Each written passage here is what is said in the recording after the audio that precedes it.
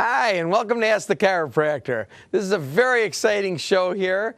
Today we have a special guest, Toni Rodnick, Mrs. Toni Rodnick, who is a Life Chiropractic University student who's just about done. Hi, Toni. It's my pleasure to be here.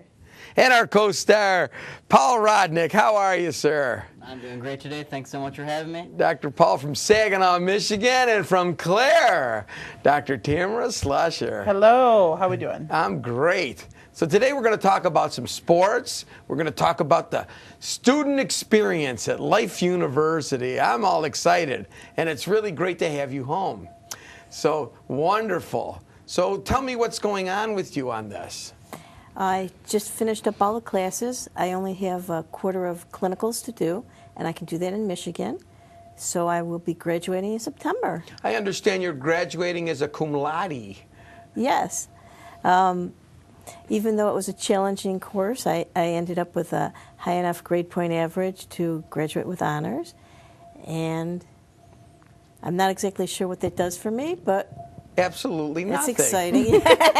Something to be proud of. Something to be very proud of. I'm proud of you. Thank you. That's a very challenging program. Well, what's funny is how in the beginning she says, I don't know if I could do this or not because, you know, and all my kids who my wife helped get through school, I looked at it like, are you serious? Well, when I started, it was 30 years since I'd been in school, so that made it even more challenging. Because I went right into the program, so all the prereqs I had taken care of 30 years ago, so it's like, do I remember anything? Could you tell us a little bit about what kind of classes you took while you were there? Well, the first couple quarters, it was mostly basic sciences. We took some biochemistry, some anatomy, some microbiology. What kind of anatomy? Gross anatomy, the whole anatomy. We studied the whole body. We started out with muscular skeletal, so the skeletal and then the muscles. And then we did physiology. Visceral gross was the organs. And then we did neuro, so we studied the nervous system. It was all anatomy. All anatomy. And And physiology. We studied everything. I'm just going to jump in here real quick. A lot of people get set back. They don't understand when you say basic sciences. I just want to say there's nothing basic about these sciences. Like you're saying, it's anatomy, physiology, biochemistry. These are very, they're intense. They're basic sciences in the fact that it's the science of the body, which is basic as far as being a doctor. But to the layman, it's not basic at all. I just wanted to throw that in there. Why would anyone want to take classes like this? I found it fascinating and exciting. So, it's fascinating and exciting to learn about how the human body works. So why not? But yeah, there's definitely nothing basic about it. And how is it being a chiropractor? That's exciting, and that's completely not basic. So, What were your favorite classes, Toni? My favorite classes were the technique classes because that's what I'm going to be using for the rest of my life. And there's so many different techniques, and what amazes me about it is that they all work. They all get great results. There's techniques based on different theories and different philosophies, but it seems like they all work. It's just helping the body to remove interference and heal and function the way it's supposed to function. What techniques did you learn? I learned Thompson. I learned... Which is what, drop tables? Drop tables. Everything laying down? And full spine. Which is, because nobody knows what that means. It's by hand. And you do a lot of motion palpation, and you're adjusting either laying down on their stomach or laying down on their back or sitting up. We learned sacrooccipital technique. It's one of the basic techniques. Toggle, which is working with just the upper cervical, the top bone, the atlas, and that seems to have amazing results on the whole body, even though you're only working with one bone. Activator, you were learning Activator was an elective technique that we learned. So you took extra ones, too. And I took extra ones. Clinical biomechanics of posture. There's a lot of different techniques, like she was saying. And they're all like she was saying, they're all great. I know, Dr. Tamara, you took some other ones too. Yes, I took Atlas orthogonal too, and that's strictly upper cervical, but that's it's actually percussion adjusting, so it's using an instrument to the 100th of a degree as far as how the atlas bone, occiput, and axis bones move, and how the 3 rings work together. So it's a very fascinating technique. It's a very difficult technique, but it's well worth it. The results are amazing. In fact, there's quite a few actors and actresses that people know of, Montel Williams being one of them, that uses Atlas orthogonal technique. So he was all crippled up there for a while. Now he's back. yeah. Atlas orthogonal has had amazing results for people with neurological problems such as MS, multiple sclerosis. I think that's what he and, had. Yeah, Parkinson's and things of that nature. So yeah, it's a great technique. So the public probably has no clue on how he would help with Parkinson's or how he would help with. No, there is any of these very diseases. few practitioners, even in the state of Michigan, that practice with Atlas orthogonal. So yeah.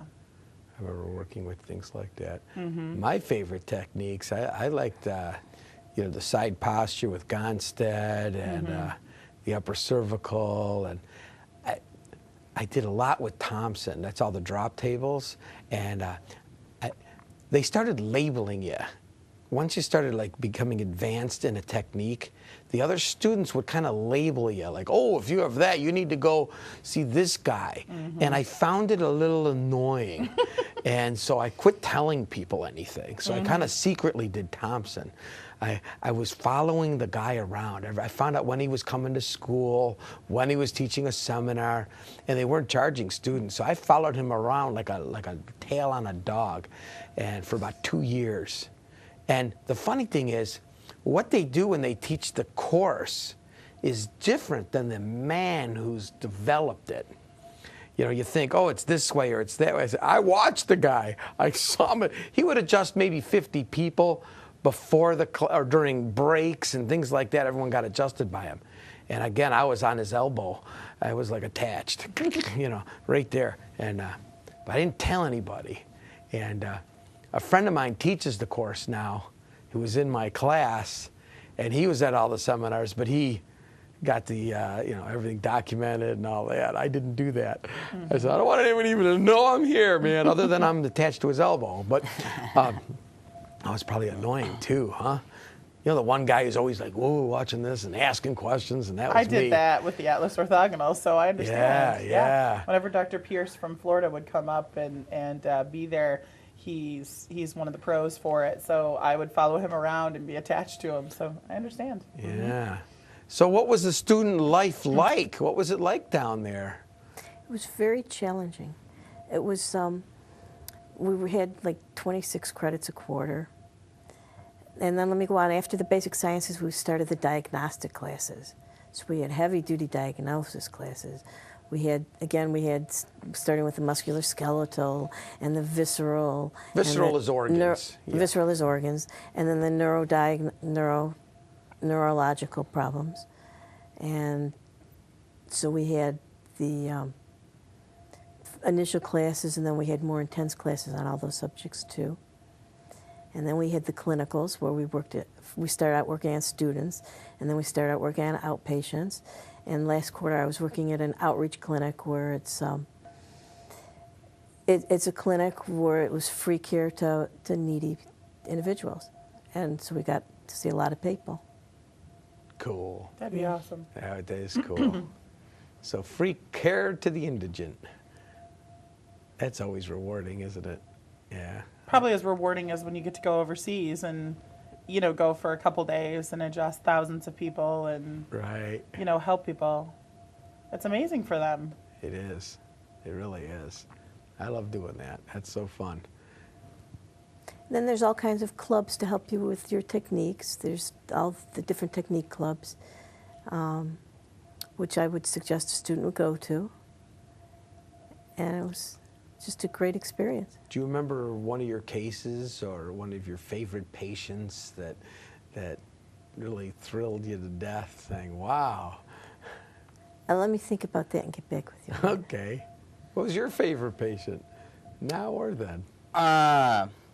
Well, that's tough to say. I know that you did a science project. I know you did that and you were published. I know that. A research study. A research study. Yep, that was on a patient who I never actually adjusted him. That was actually seen by my brother, Dr. Adam Rodnick, and he was actually a young kid who had bedwetting issues, and he was older than the point where they say bedwetting just resolves itself. They say once you're so old, bedwetting just keeps going into adult bedwetting, and he's past that age. He came in, started getting adjusted, and it's been sleeping dry ever since.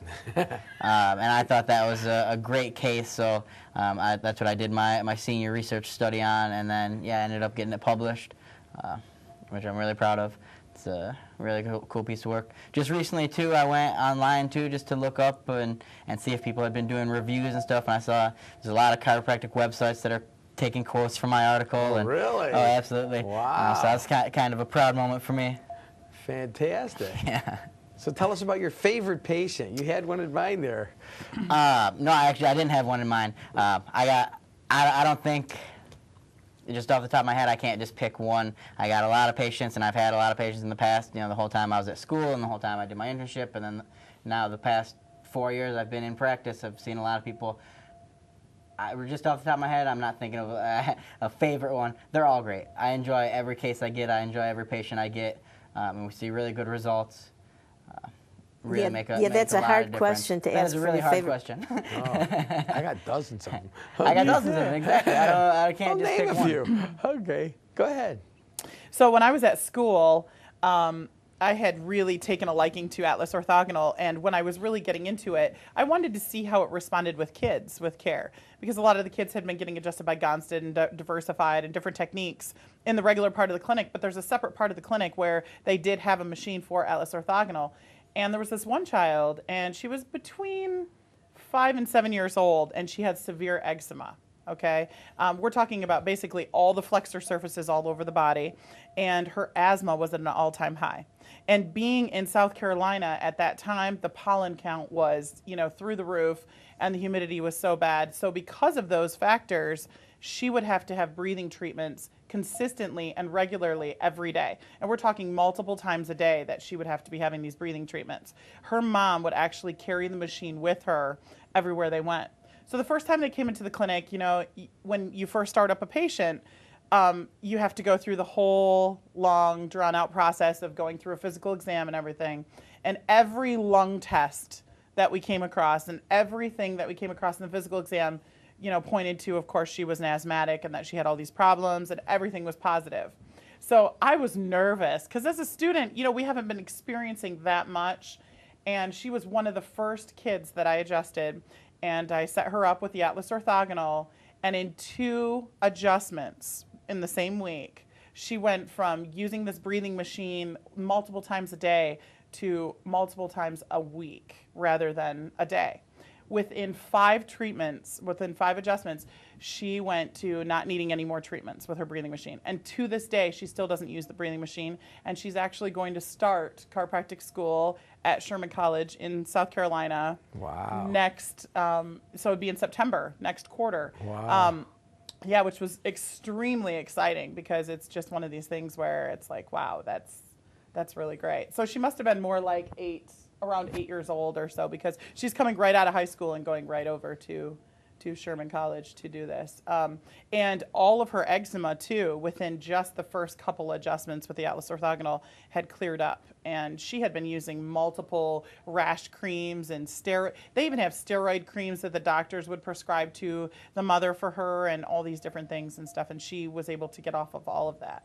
So that was an amazing situation for me. And actually, Dr. Renee Prenitzer, who was at the college at the time, wrote an article with me, and we got that published for the fact that nobody had known that you could have so much clear up with eczema and with the asthma results from the Atlas Orthogonal. And how quick it is. So, It's like yeah, unbelievable.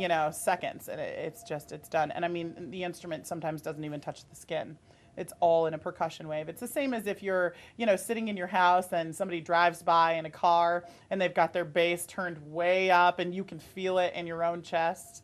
It's the same type of concept with a percussion wave. So it's a very interesting technique. I haven't practiced it in a long time, but it was amazing results, and it floored me, and it just made me that much more interested in learning more about how the body works. And I mean, we had other cases. We had people that came in with Parkinson's. One guy would shake very, very badly, and after he'd get adjusted, you couldn't even tell that he had Parkinson's. He'd just walk out normal, So, I mean, there's just amazing things that happen with chiropractic care. So, Absolutely. and I don't think any of us have one favorite patient. Like we said, we're all interested in all the cases that come through our doors. And, I've been in practice almost 9 years, and just in that amount of time, it's amazing. It's funny when people say, I've tried everything. Well, if you haven't tried chiropractic, you definitely haven't tried everything. No way. Exactly. Yeah. And again, there's all these different techniques too. So you want to, be aware of that as a person out there. Some things are good for this and some things are good for that. And a lot of people think of chiropractic only for musculoskeletal, but since the nervous system affects every organ and tissue of the body, it affects the lungs and the whole body. So if you have problems that might be related to the nervous system, chiropractic definitely can make differences. There's one thing that I would like to add, and that is, we're into this time frame now where we've had so much rain just in the Tri-City area, just in central Michigan alone, that because of that, the pollen count is extremely high, that a lot of people are dealing with seasonal allergies, and they're dealing with a lot of problems. And a lot of people think that they need to turn to these antihistamines and these decongestants and that it's going to help them.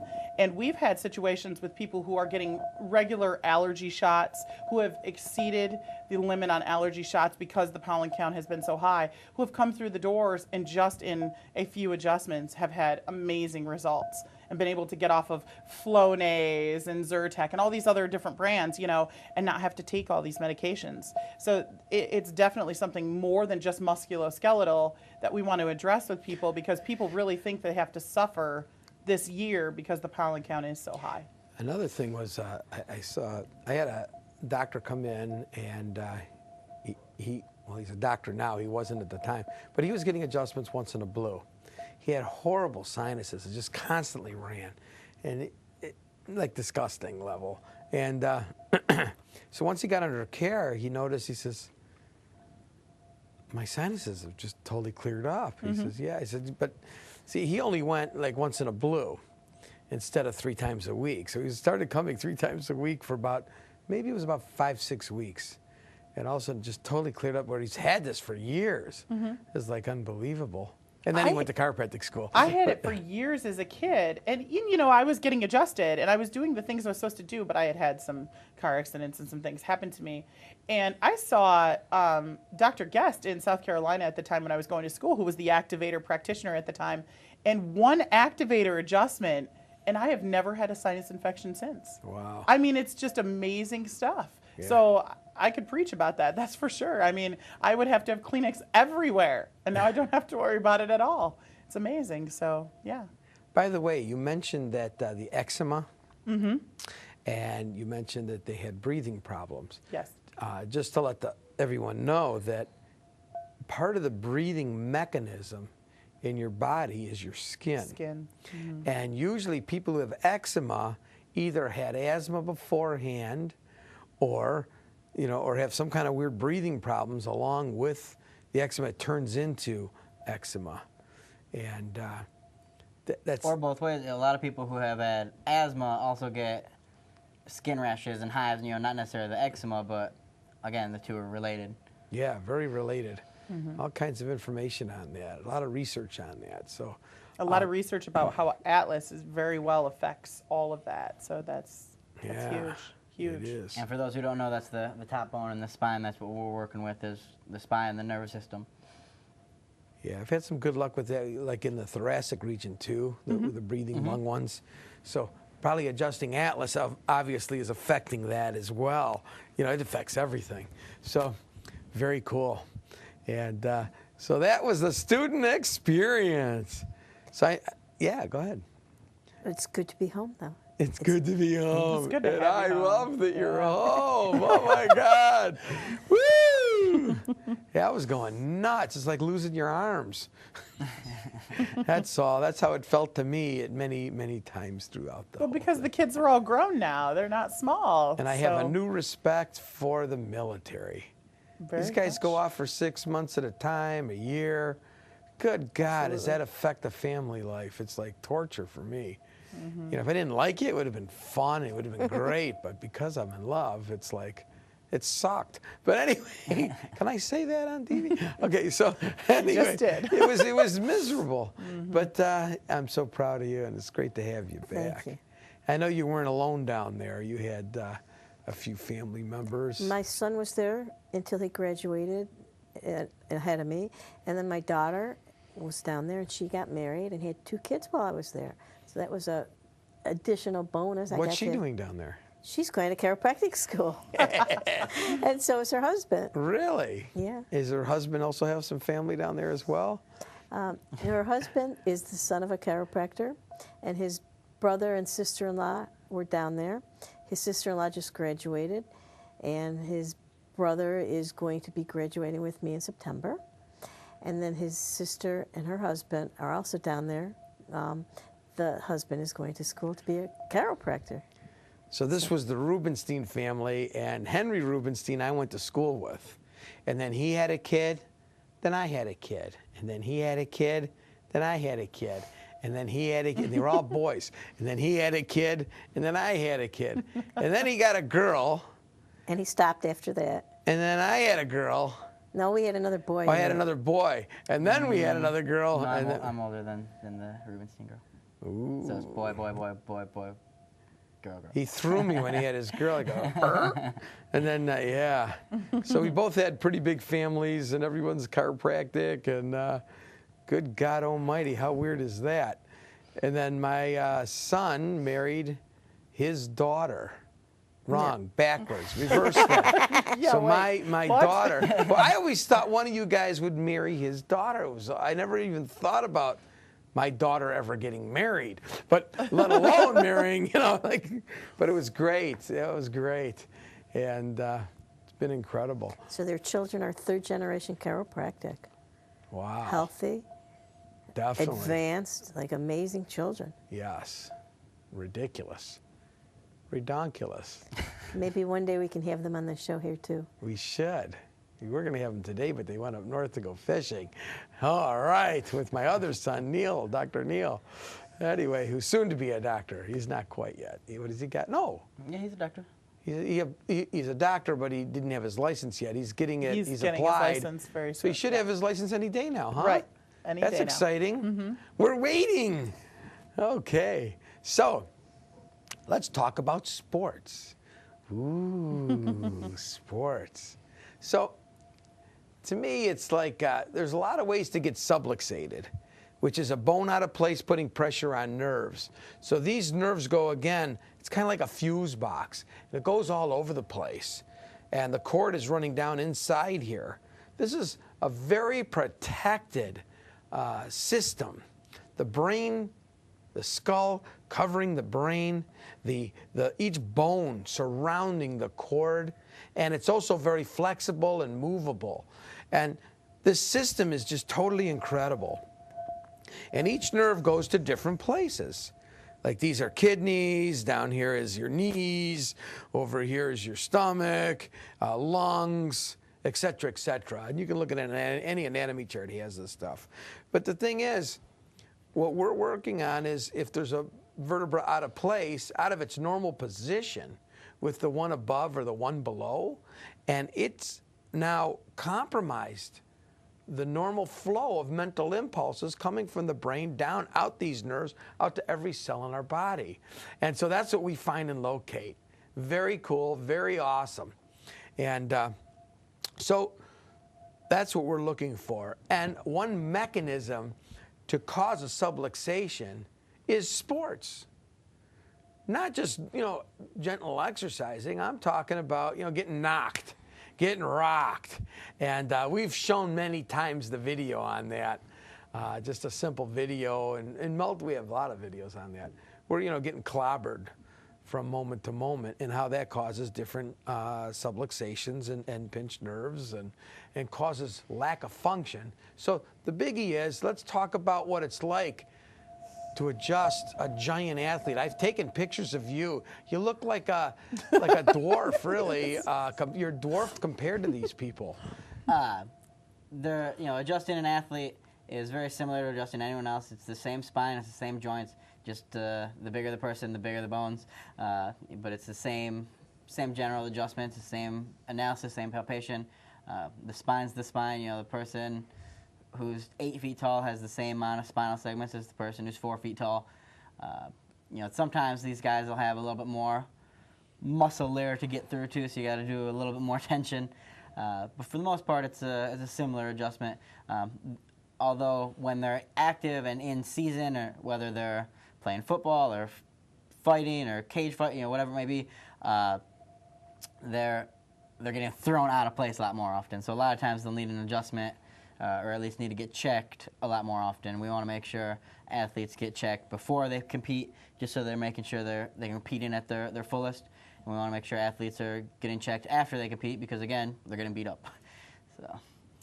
I know I've taken pictures of you adjusting some of these gargantuans, and here's Paul, about twice the size of the guy's shoe size. Off the floor on his tippy toes. Yeah, it's so funny, so cute. Yeah. But standing on the table. One thing I've noticed is when they are in adrenaline mode, sometimes it's a little more difficult to get a more relaxed state to adjust them. So I got to work a little harder to get them to relax. I got to get them a little bit more,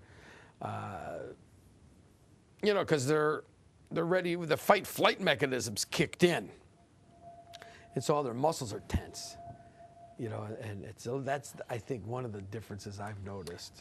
Physically, yes, too, but also what I've noticed too is after an event, emotionally, it'll make a big difference.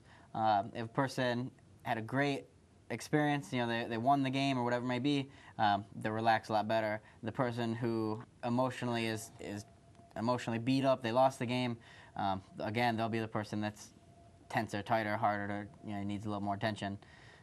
So it's the physical aspect, but there's also the emotional aspect of sports as well. Mm-hmm. It is different, a little bit, but again, the bones are the same, they have the same vertebra, everything else is the same. By the way, there's 7 bones in the neck, and on an elephant, there's 7 bones in the neck, and on a lion, there's 7 bones in the neck, and on most animals, there's 7 bones. What about a giraffe? They sure have long necks. That's a long neck, and guess what? 7 bones in the neck. And I mean, some of these vertebrae are about like this big. I know adjusting horses and things like that, I've had to really get a hold of them, and it's before the fire. You had a whale vertebra that we had at the Clare office. I have we that still have one now. Do you still have a different one? I have a different one. Well, yeah. because obviously we lost it in the fire, but yeah. It was a lumbar vertebra, and the kids just got a kick out of that. They're like, "Look at how big this bone is!" It's huge. Yeah. Mm-hmm. And to adjust that is it's like you adjusting some of these giant people. Well, don't get me wrong, I've never adjusted a whale. So it's tough to tell. When there's 385-pound solid muscle, 7 foot 11 inches tall guy, and I'm watching you adjust these guys. And I'm 120 pounds, Yeah. 5 feet tall. No, I'm just kidding. It's true. I'm a little bit taller, way a little bit more. But Okay. It's like, it just cracks me up. I'm watching it. You're just going on. The guy's like, oh yeah, that was it. It's all in the setup. Pretty amazing, right? Technique is so important. Right. It's not brute force, and a lot of people don't understand that. And but the sports that we're talking about right now, the big, the football, the fight, the more professional wrestlers, sports, yeah. These are the ones that aren't done as often by the general public. These are the ones that are more select, well, depending on how advanced you're getting. But what I wanted to talk about today, too, was summertime sports. There's a lot of people doing all kinds of sports all summer long, whether it's joining a softball league, bowling, tennis, golf, riding a four-wheeler, riding a dirt bike, getting pulled down a tube, getting pulled on a water ski. There's a lot of summertime sports that a lot of people are doing that aren't even necessarily that big hit, but are more so the little thing over and over and over again. Some of them are the big hit, but some of them are just that repetitive motion, which causes a lot of issues. A lot of people don't understand it's causing further issues all summer long, and they wonder why they have neck pain, back pain. They wonder why they're taking more and more Aleve and aspirin and ibuprofen. It's really affecting their bodies, and most people don't know that just getting chiropractic checkups regularly, especially while they're active, really makes a big difference on the body. So I just kind of wanted to mention that some of the sports that the people are, oh, I didn't even consider, water skiing as a sport, or, but that makes sense that, it's jerking me, it's pulling me, I'm falling down. It really makes a big difference on the body. It's funny how, the big sports teams, the professional sports, it used to be chiropractic was voodoo and blah, blah, blah, but almost every sports team now has at least 1 to 3 chiropractors working on their team. On staff. All the time.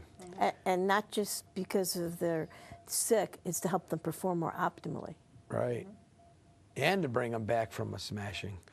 Both. Yeah. And again, I know they have more than one chiropractor now because, again, we were talking about the techniques.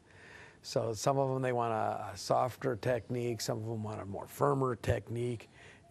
And I've noticed now they're getting like 2 different kinds of chiropractors, sometimes 3 on these professional teams now, which is, boy, things have changed since I started.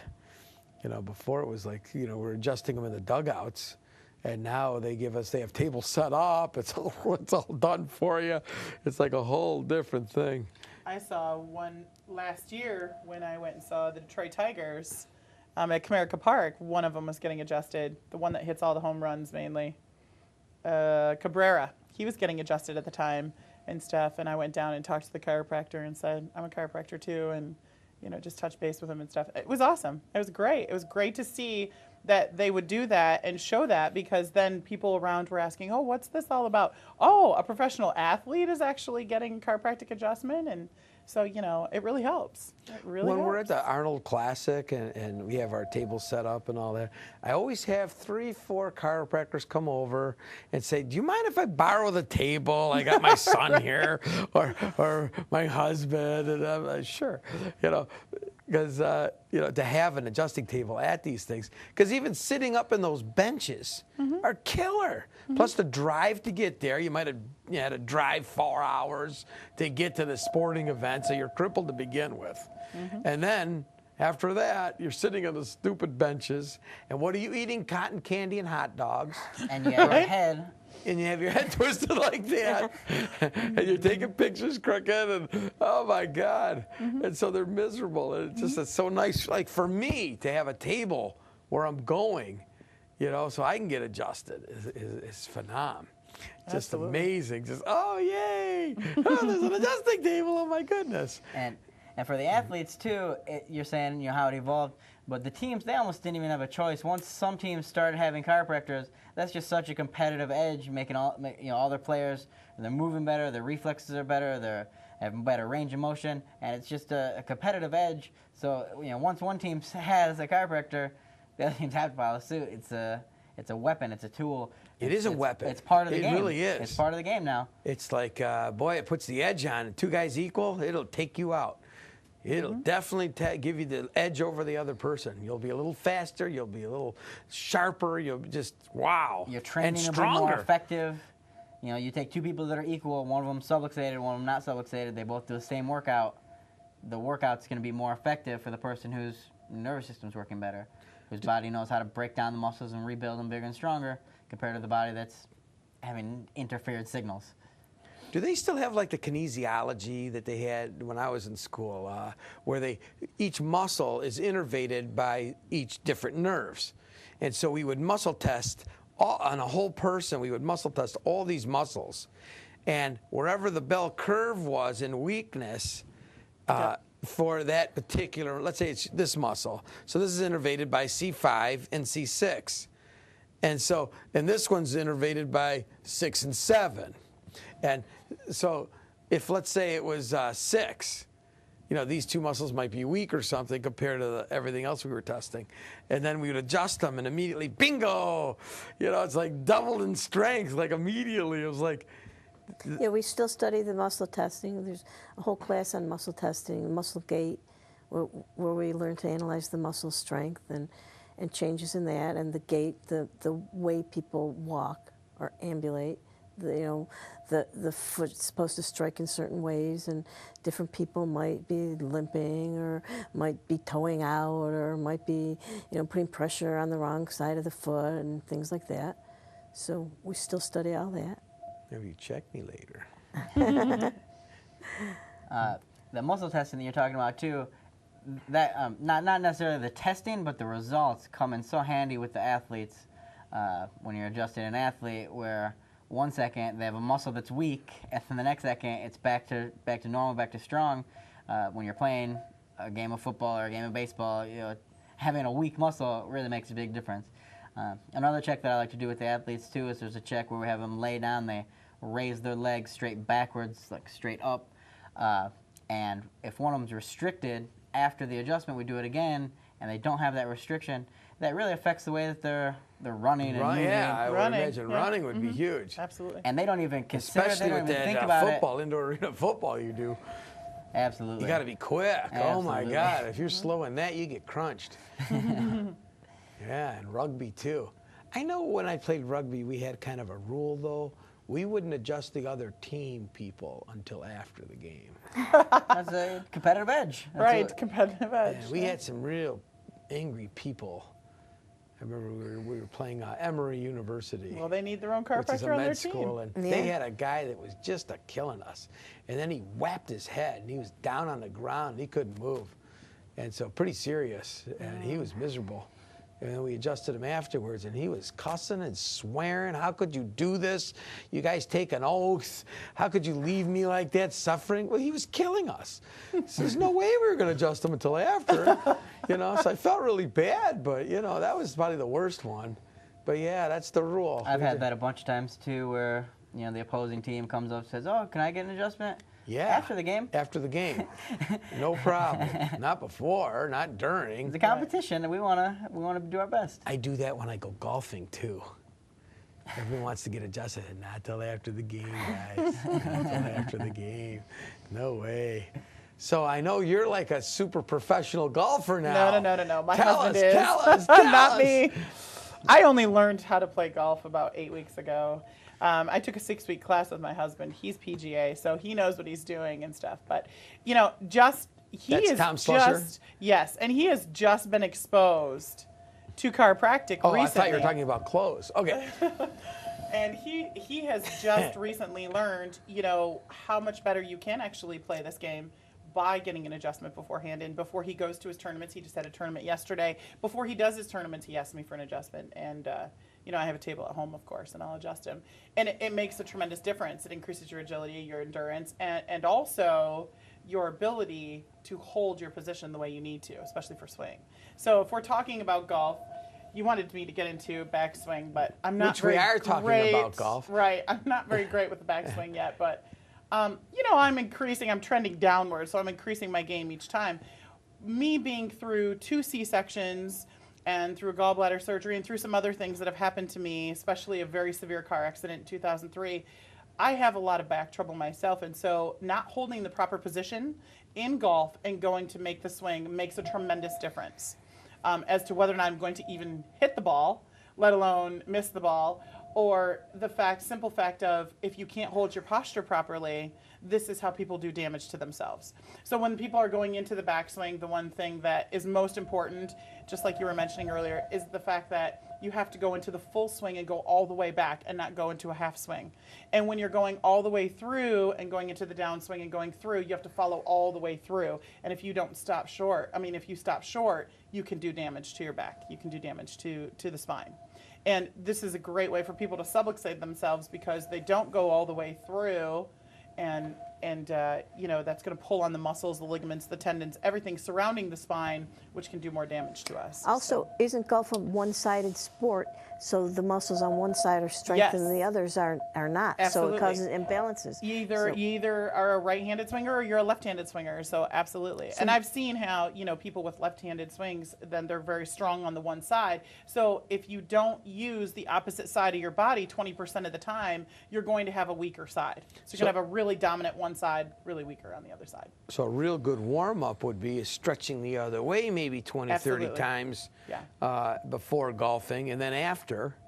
And you could do it during lunch, in between Sometimes there. even while I'm on the golf course. In fact, we just played on Sunday, and I walked for the first 9 holes. And walking a golf course is an amazing amount of strength that you need for your legs to begin with. You're talking 3.5 miles just to walk half of a golf course. It's about a little over 10 miles to walk a full golf course. I mean, you're talking about. And I bet you know steps. because you have one of these. Yes, 23. Yeah, I took it off for the show. You notice I lost my tip. Yeah, but I that's see it. that. But We'll explain that in a minute. I did. I actually put it in, and we had done 18 holes. We actually had used a cart, and I had walked majority of the time, and my husband had even asked me, he's like, don't you want to get in the cart with me? No, I want to walk. I want to build my endurance. And it was 23,000 steps. So just one game for 18 holes is 23,000 steps. That's 10 miles. So that's a lot of walking that you would do. So And that walking if isn't you're not level either. That's- exactly. Well, and not to mention, even if you're in a golf cart, there's hills. There's definitely going to be ravines and valleys and stuff. Not to mention how many times I hit it into the bunker and have to hit it out and stuff like that. So there's definitely things involved where if you don't have your hips aligned, if you don't have your spine aligned in the proper way and remove those subluxations, those interferences from the spine, you are affecting your posture. You are affecting how you're going to play, for sure. And it's a very big sport. I didn't even realize how big of a sport golf really was or how much of a sport it was, because they make it look seamless on TV, don't they? But no. It's difficult. It's very difficult. In fact, Caitlin had just learned how to play the sport too, and she just did her first 9 holes on Sunday, and she was having a tough time herself. She did pretty good, but it's definitely difficult. So. And that's another sport that's changed throughout the years. Definitely. And Robin Williams had the funniest thing on, if you've ever seen that, where he talks about golf and how it began. Some guy developing it. He goes, "We're going to take a little stick and we're going to hit a ball. And we're going to." And he says, "Is that it? You just hit it?" The ball." He goes, "No." And then we're going to put some water in front of it. We're going to put stick and trees and sand. And then he goes, "Is that it?" "No." Then we're going to do it 18 times. Yeah. But incredible. What a great, once you hit that ball and it goes flying like that, that hooks you in. That's it. It's over. This is really funny. I have to tell you this because I've always been somebody who's been pretty athletic. I've always loved sports. So I'm a biker. I love to bike. And we're not talking about just, 5 miles, 10 miles. We're talking about a bike trip, okay? And I love to bike. And my whole thing this year was I'm going to get out on my bike. I'm going to bike every day and I'm going to love it. I have barely been on my bike because if I have a chance to go to the driving range, I'm going to choose the driving range over biking any day. And that's just something that happens, I guess, So I love to exercise and I love to run too, but I tell you, golf it's addicting. Wow. It's very addicting. So, yeah. I had an amateur. It's a good addiction. This guy was the winner of the amateur old people. I don't know what Senior? The senior, the amateur senior, whatever. And there was a lot of money involved and stuff. And so the guy's winning, and he's winning the first day. And on the second, he hurt his back. So he gets in a plane. He flies down to the Tri-Cities. He gets with me. He's got to get back, though. This is like in between golfing. He flies down. I adjust him. I fly him back. And he won. Wow. Yeah. He says, "Dude, I'm winning. If you can't fix me, I'm done." He says, "I can't golf like this." Oh, man. I see a lot of golfers in the office, and I never really thought anything of it. I've always thought about how the swing is and how it's involved. But when you're actually playing the sport yourself, it's a whole different world in making sure that you are doing things in the right biomechanics of the spine. What does golf stand for? Gentlemen only, ladies forbidden. That's which is correct. Strange. Which is a strange. I'm just saying how things change, like chiropractic and the acceptance of it and all that. So changing. And golf was originally, it was a men's club. and no women were allowed. And now you're telling me about you and your daughter. And all that. It's like, boy, has that changed. You know, it's go have a cigar. And, It really has, because Tom and a teaches scotch and junior go golfing. golf, and there's one junior golf class that's all girls. So yeah. Yeah, that's changed. But that's what it means. Golf is makes a difference. Gentlemen only, ladies forbidden. Ooh. That's the sport you're playing, golf. And again, Robin Williams, you got to see it. It's hilarious. Just so, look up Robin Williams golf. You'll love it. Yeah, just so funny. Had me cracking up. But you know, and I wanted to elaborate on something too. You know, Dr. Paul, he mentioned bowling, and bowling is really important too, because bowling is something that I've done for a long time too, and we actually just got done with a bowling league not too long ago. A bunch of us chiropractors were in a bowling league, and you know, they have this program right now for kids for the whole summer that they can bowl for free. They get 2 free games every single day for the entire summer. Oh, yeah. And it's so important because when my daughter gets adjusted, my oldest daughter, when she gets adjusted and she goes out and bowls, she's bowling straighter. Her focus is there. It increases her balance. Her score is higher. Her score is definitely higher. We played 5 games. My son and my daughter, we played 5 games on Friday, and she beat me in the last game. And I've been bowling for a long time, so you know, I was really impressed. So you know, that's why you should always invite a chiropractor. By the way, right. Exactly. I'm not a golfer, and I'm a very, very, very amateur bowler. He bowled 1 game with us. He bowled the first one of our league. So. But when we see patients in the office and they tell us like how their game has changed, I think the biggest thing that the golfers and bowlers and tennis players notice is their balance and their range of motion get totally improved.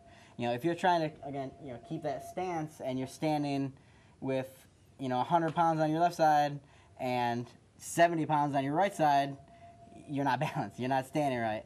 And if your range of motion is restricted, you don't have that smooth, easy motion. You go click, click, click, click, click on your way through. It really makes a big difference. Or same thing with bowling. You know, if you go to bowl and you get stopped right there because you don't have the range of motion, or because you can't, you can't move properly. You can't. Don't have the properly. strength. Not to mention you have either an 8-pound ball or 10 or 12 or 14, 16-pound ball in your hand, so you're already throwing off your posture a little bit. You better have your balance in sync with your range of motion, because if you don't, you know, it's not going down the center of that lane. You're not hitting pins. So I know that the professional golfers, they golf that I've worked with, and I've been a chiropractor for the whole, like the bowling, 16 games. They bowl 16 games. I did 5. Granted, they don't bowl as much as we do. Like And that was crazy. You have to usually do 2 throws per each one. Right. Where they only throw once, they're all done. Let's go to the next frame. I know it's like half of what we would bowl in a game, but 16 games? Whoa! That's still like playing 8 That's games. insane. So the best thing we could do and tell everybody out there is warming up, stretching, take care of your spine, get checked by a chiropractor. And right now, I think we should show them how to do just that.